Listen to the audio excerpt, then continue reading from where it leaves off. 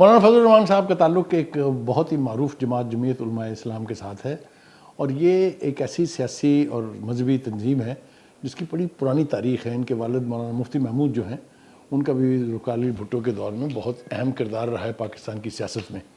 یہ پوری تاریخ ان کی بھری پڑی ہے کہ وہ اسٹیبلشمنٹ سے کچھ زیادہ دور ہٹ کے سیاست نہیں کرتے تھے، بلکہ ہمیشہ جو ہے ان کے تعلقات اسٹیبلشمنٹ کے ساتھ بہت اچھے رہے ہیں۔ مگر اب اچانک کیا ہوا ہے کہ وہ ایسی یعنی صورتحال سے دوچار ہیں جہاں یا تو انہیں سمجھ نہیں آ رہی ہے کہ انہوں نے کیا کرنا ہے، اور یا وہ جو کچھ بھی کر رہے ہیں اس میں کوئی نہ کوئی اور بیک آف مائنڈ جو ہے، خواہش جو ہے وہ موجود ہے۔ اگر آپ اوورآل جائزہ لیں ان کا، تو ایک تو ماضی میں انہوں نے ہمیشہ طالبان جو ہیں ان کی حمایت کی ہے، جو کابل میں رجیم ہے ان کے وہ بہت زیادہ حمایتی رہے ہیں۔ پاکستان کے ساتھ کابل کے تعلقات کی جو بھی نوعیت رہی ہو، ان کا ان سے کوئی تعلق نہیں رہا۔ اس وقت پاکستان میں جتنی دہشت گردی ہو رہی ہے وہ ساری کی ذمہ داری جو ہے وہ ہندوستان کے علاوہ افغانستان کی کابل رجیم کے کندھوں پر ہے، اس لیے کہ جتنی بھی پاکستان کی مخالف دہشت گرد تنظیمیں ہیں، چاہے وہ ٹی ٹی پی ہے، چاہے وہ بی ایل اے ہے، چاہے وہ داعش خراسان ہے، وہ سب جو ہیں کابل کے ساتھ مل کے پاکستان کے اندر دہشت گردی کی کارروائیوں میں ملوث ہے، اور یہ بات کسی سے ڈھکی چھپی نہیں ہے، پوری دنیا کو اس کا علم ہے۔ تو ایک تو مجھے اس حوالے سے بہت حیرت ہے کہ مولانا جو ہیں، جو ہمیشہ on the right of the centre رہے ہیں، وہ اب لیفٹ آف دا سینٹر اتنا ریڈیکل کیوں ہو گئے ہیں۔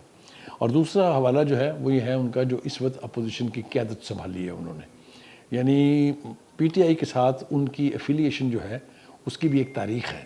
ایک وہ وقت تھا جب عمران خان صاحب جلسوں میں ان کو مختلف ناموں سے پکارتے تھے، میں وہ نام تو لینا نہیں چاہتا ہوں، پیٹرولیم گڈز کے حوالے سے کوئی ایک ایسا ایکسپریشن ہے جس نام سے وہ انہیں پکارتے تھے، نعرے لگواتے تھے باقاعدہ عوام سے۔ پھر انہوں نے ایک تجربہ ان کے ساتھ کیا جب 26ویں آئینی ترمیم جو ہے اس کا مرحلہ جو ہے درپیش تھا۔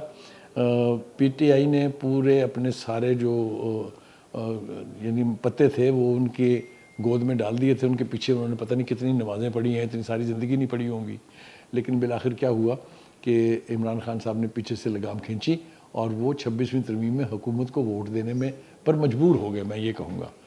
تو اب کیا ہوا ہے، اب ایک بار پھر وہ ٹرسٹ کر رہے ہیں پی ٹی آئی کی لیڈرشپ کو، کیونکہ جوائنٹ اپوزیشن کا نام بنیادی طور پر جمعیت علماء اسلام اور پی ٹی آئی ہی ہے، کیونکہ اور تو کوئی بڑی جماعت ہے نہیں۔ جہاں تک اچکزئی صاحب کا یا علامہ ناصر صاحب کا تعلق ہے، وہ چھوٹے چھوٹے جو اینٹیٹیز ہیں اس کو ریپرزینٹ کرتے ہیں۔ تو اس وقت مولانا کس روش پر چل نکلے ہیں، میرے خیال سے اس کا انہیں فائدہ تو ہونے والا نہیں ہے۔ مولانا فضل الرحمان کی سیاست اب ایک نیا رخ اختیار کر رہی ہے۔ وہ اس وقت جوائنٹ اپوزیشن کے سربراہ تقریباً بن چکے ہیں، فارمل اناؤنسمنٹ بس کی باقی رہ گئی ہے۔ ایجنڈا ان کا کیا ہے؟ مولانا فضل الرحمان عمران خان کی رہائی اور ان تک رسائی کی کمپین اگر کریں گے تو میں سمجھتا ہوں کہ یہ پاکستان کی سیاسی تاریخ کا ایک عجیب و غریب قسم کا معجزہ ہے۔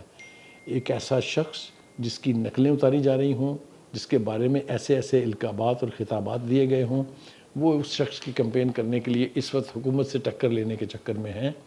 میرے خیال سے مولانا فضل الرحمان صاحب کو کچھ لوگوں نے غلط مشورہ دیا ہے۔ وہ بہت جہاں دیدہ آدمی ہیں اور ہمارے پر تو شفقت کرتے ہیں، ہم دوست تو ان کو نہیں کہہ سکتے اس لیے کہ ہمارے لیے وہ قابل عزت ہے، لیکن یہ روش جو ہے پی ٹی آئی کی کمپین ان کو نہیں کرنی چاہیے۔ میرے خیال سے جوائنٹ اپوزیشن کی قیادت بھی ان کو قبول اس لیے نہیں کرنی چاہیے کہ اس جو اپوزیشن کا مقصد اور اس کے آبجیکٹیوز اور ہیں۔ ان کو اگر جنرل پولیٹکس میں سیاست کرنی ہے تو وہ حکومت کی مخالفت کرتے رہے، وہ پہلے بھی کرتے تھے، اس پر کسی کو اعتراض نہیں ہے، لیکن جس روش پر مولانا اس وقت چل رہے ہیں یہ ان کے لیے نقصان دہ ثابت ہوگی، اس کے بارے میں کوئی دو رائے نہیں ہے۔ پاکستان اس وقت متحمل نہیں ہو سکتا کسی ایسی انتشاری سیاست کا، یا جس کا ہم مظاہرہ پہلے دیکھ چکے ہیں۔ ہمیں نہ 9 مئی بھولا ہے، نہ ہم 26 نومبر بھولے ہیں۔